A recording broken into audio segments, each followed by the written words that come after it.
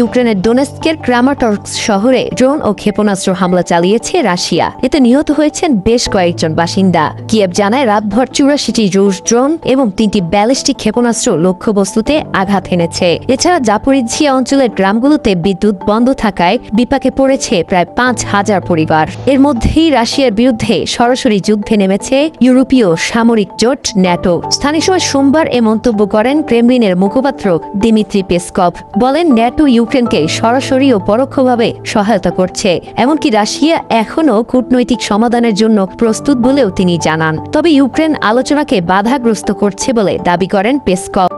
এদিকে পোল্যান্ডে রাশিয়ার ড্রোন প্রবেশের পর যুক্তরাজ্যেও ন্যাটোর অংশ হিসেবে যুদ্ধবিমান ও এয়ার টু এয়ার ট্যাঙ্কার পাঠাচ্ছে। জ্যামিং এর কারণে ড্রোনগুলো পথভ্রষ্ট হয়েছে বলে রাশিয়া দাবি করলেও ইউরোপীয় নেতারা এটিকে ইচ্ছাকৃত অভিযান হিসেবে দেখছেন।